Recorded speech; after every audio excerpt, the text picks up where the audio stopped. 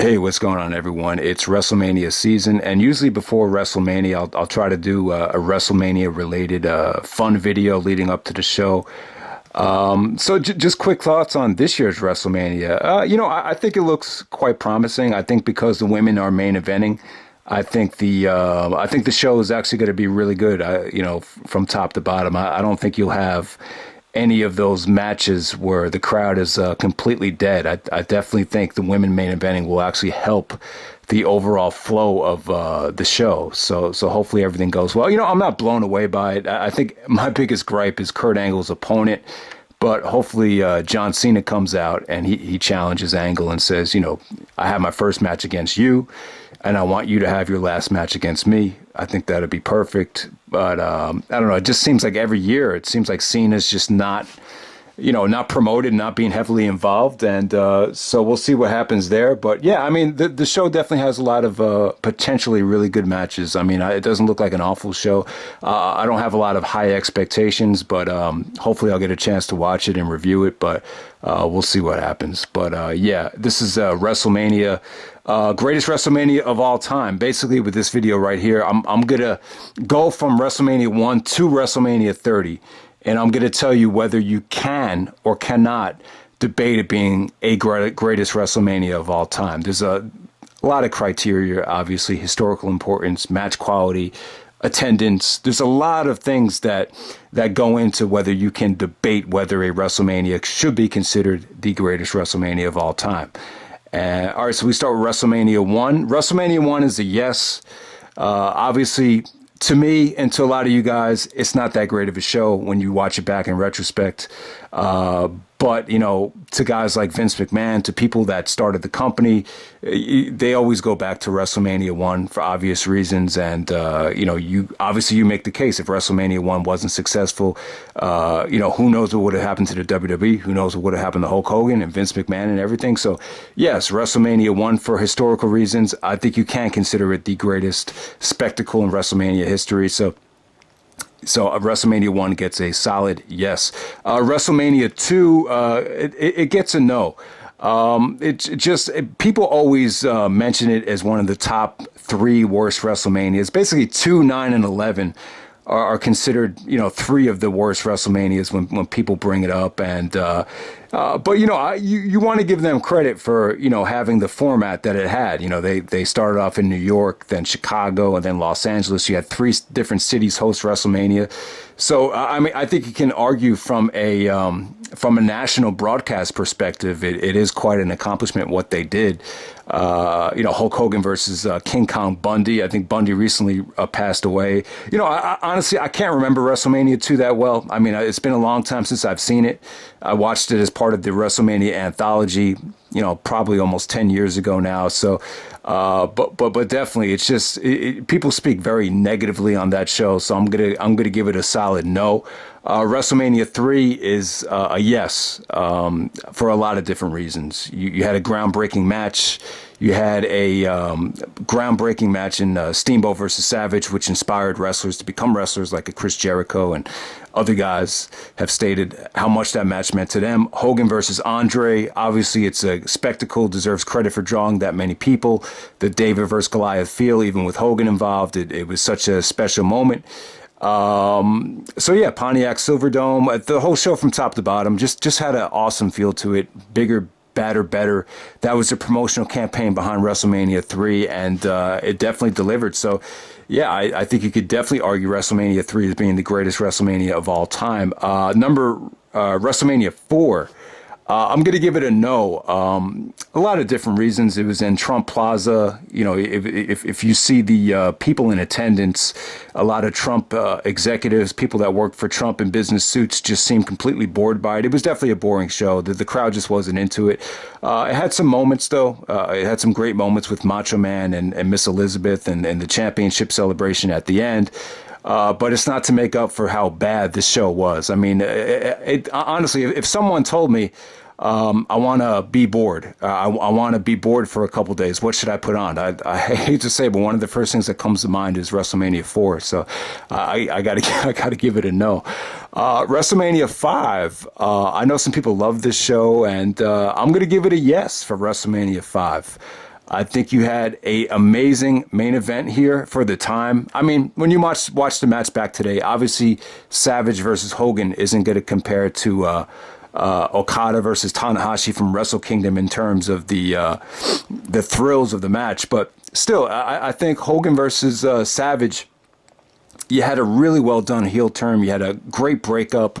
You just had great build up, great storyline with the woman involved. I mean, it gave you everything you could ask for. I think the only gripe that people had with it was that Macho Man didn't win, and maybe it's a little bit too predictable. But I thought the match. I mean, I thought the match and the whole program was just awesome. I mean, WrestleMania 5, great main event, great attractions throughout the show with the Piper's Pit. You know, you had the Rockers and the Hart Foundation in tag team matches. I mean, the show, I remember the show in wrestling magazines at the time kind of got trashed. They said the WWF product is boring and predictable. So you even had the dirt sheets back then at wrestling magazines back then. You know, they kind of took the place of the internet back in those days. And, you know, the show did have its gripes with smart marks. But, you know, if you were a kid and you loved the WWF in the late 80s, I mean, I'm sure WrestleMania 5 is a great nostalgia show. And to me, like the same thing with WrestleMania 6. I mean, WrestleMania 6 is, I still think is probably the most attractive WrestleMania main event in terms of, you know, from a visual standpoint. Like I said, in the 1990 pay-per-view Rewind, it basically the match feels like two superheroes just going at it in the main event of WrestleMania. And the match is pretty much a one-match show, but that WrestleMania still, in some ways, it kind of... you know, it definitely kind of, you know, showcases how great the roster was at that time. So if you grew up, you know, in 1990 as a kid, I could definitely see WrestleMania 6 still holding a good place in your heart. So with WrestleMania 6, I'm going to say, yes, you can argue it as being the greatest WrestleMania of all time. WrestleMania 7, to me, it gets a yes. I mean, this is the first WrestleMania I ever ordered live on pay-per-view, March 24th, 1991, Palm Sunday. I remember going to church right before that WrestleMania. So, yeah, I mean, without a doubt, I thought this, the undercard was really good, I would say. I mean, everything was really good. I mean, there's debates about whether Hogan Slaughter. A lot of controversy involved, too. I thought it had great build-up. Slaughter was a great heel. You know, Hogan was definitely, you know, the right choice to play the Mr., you know, our country was at war at the time, so he was definitely the right choice, you know, to play the superhero role. And, you know, Savage and Ultimate Warrior and that great, you know, career versus career match. I thought that was great. So WrestleMania 7 just definitely had a great crowd, too. If you watch WrestleMania 7, you notice that the crowd is actually a little bit better than your typical WrestleMania. And I just think you probably had the most hardcore fans end up attending that show because a lot of the other show got canceled when they were going to have it at the LA Sports Arena. There was terrorist threats, so they had to kind of, you know, they canceled it for holding in that venue. So it was pretty much like exclusive to the fans that were really diehard. So I think that has a lot to do with it. So WrestleMania 7, I'm going to say yes. WrestleMania 8, I'm going to give it a no. A lot of mixed feelings on this. You know, I remember a lot of people think WrestleMania 8 is classic because you had the classic Intercontinental Championship match. You had a classic Bret Hart, Roddy Piper storytelling match. You had the classic WWF title match between Flair and Savage and the Miss Elizabeth affair storyline. But to me, the main event really ruins the show. The atmosphere wasn't good, too. The Indianapolis Hoosier Dome, like 45,000 people. I just thought it had an awkward feel to it. You know, not one of the best WrestleMania atmospheres. Psycho Sid in the main event. Obviously, you guys know I'm not a big fan of Sid's work rate. The match really didn't deliver. Ultimate Warrior coming back. You know, at the time, it was cool. You know, I remember being at a friend's house, and even the mothers were like, "Did you hear the Ultimate Warrior came back?" And so, yeah, I mean, at the time it was kind of cool, but the Ultimate Warrior return in 1992, it's probably like the most disappointing return in wrestling history. So, yeah, I wasn't a big fan of that WrestleMania, to be completely honest with you. And then WrestleMania 9 is a no. There's no way you could argue WrestleMania 9 as being a great WrestleMania. I just can't see it. I thought the only thing I'll give it credit for is the trying to do something different with Caesar's Palace being outdoors and everything. But if you guys have followed this channel, you know that I'm just not a big fan of WrestleMania 9. I remember just really being turned off by the business after it was over. So that WrestleMania 9 definitely gets a no. But please, if there's someone out there that loves WrestleMania 9 and thinks it could be considered the greatest WrestleMania of all time, I love to hear the reasons. But that's probably not the case. All right, so let's move on to WrestleMania 10. And yes, I should have went to the show, and I definitely think you can argue it as being the greatest WrestleMania ever, for obvious reasons. A lot of people have debates about what the better match was. You had the right choice. There was debates about who should be champion going into the new generation, and without a doubt, Bret Hart was definitely the right choice at that time. And it was great to see Bret Hart get rewarded for all his hard work, being that he really wasn't the chosen one, going into that year or that new era. Groundbreaking ladder match, awesome brother versus brother, Owen versus Bret match. So, yeah, I mean, besides the two great matches, a lot of people would nitpick about the show, but Madison Square Garden, WrestleMania 10 definitely delivered. So I would say yes. WrestleMania 11 would be no.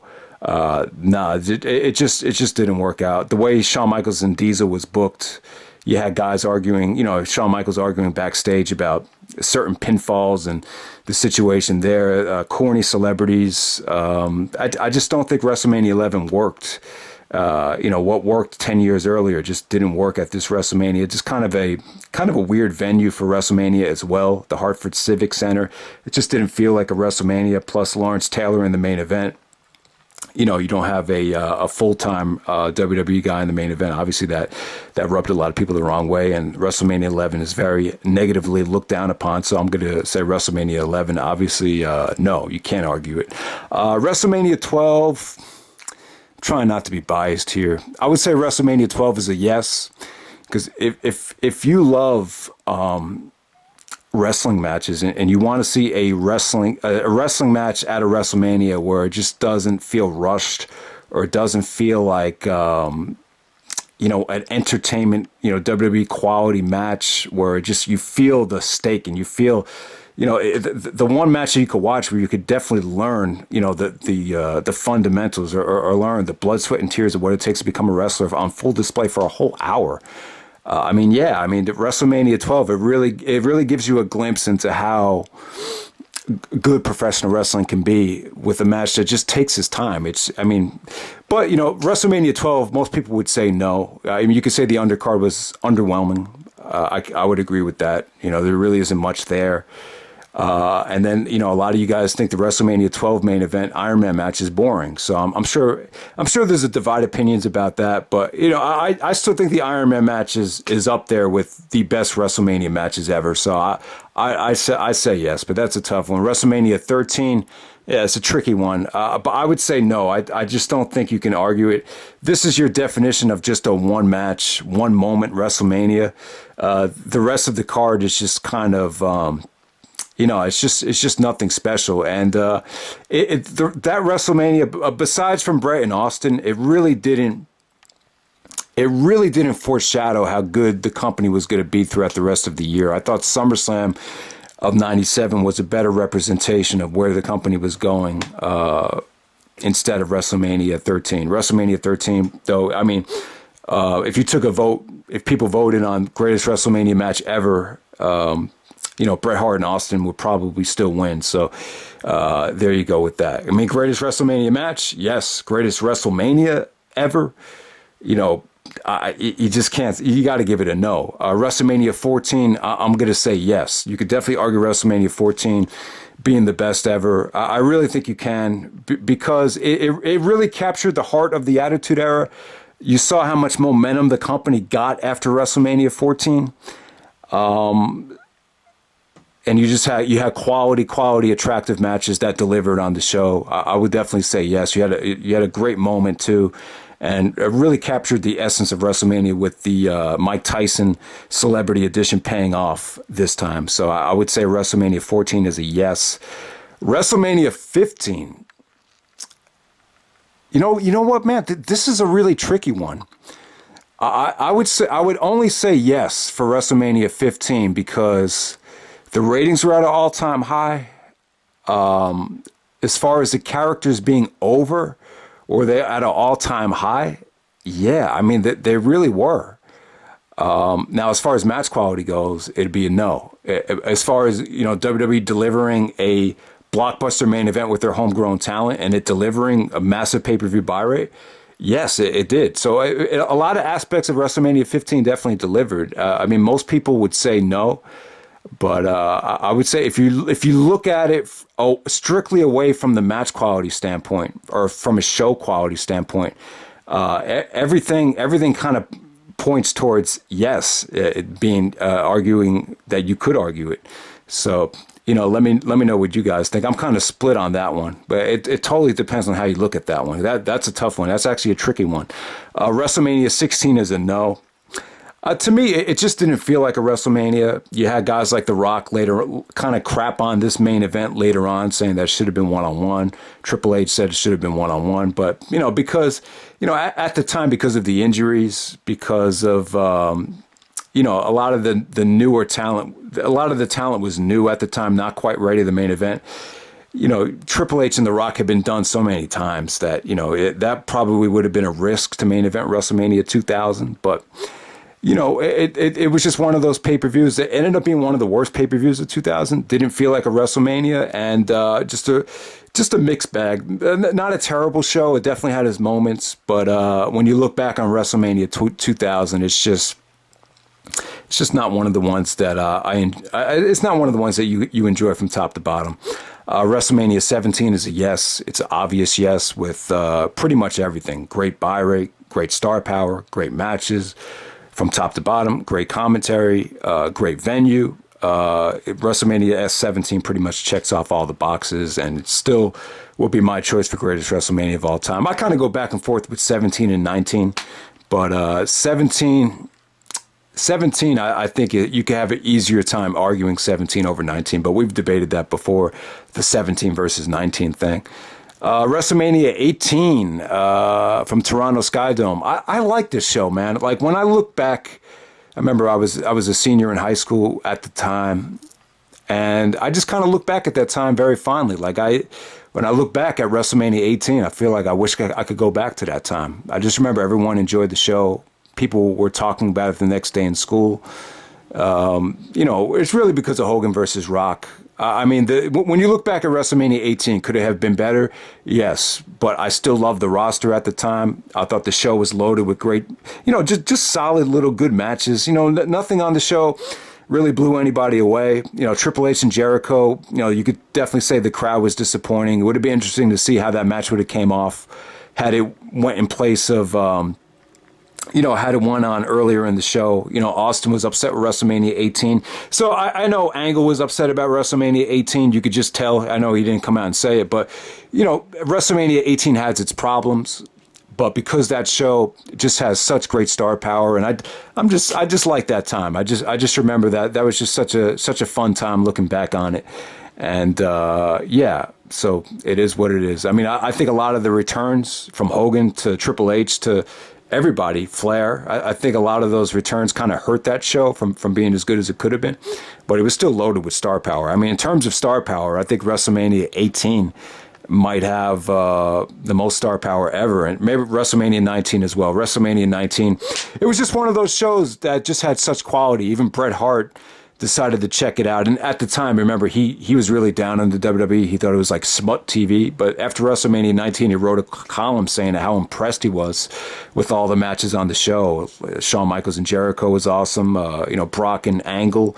He was really impressed with Brock Lesnar's fortitude to get hurt and finish the match. Credited that to them being great amateur wrestlers. Booker T and Triple H was actually a really, really good match looking back on it. And the show just had quality, depth.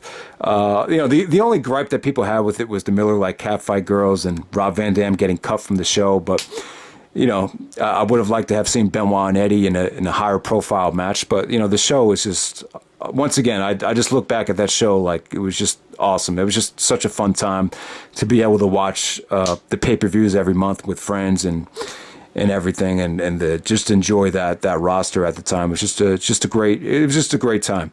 So WrestleMania 19 obviously gets a yes.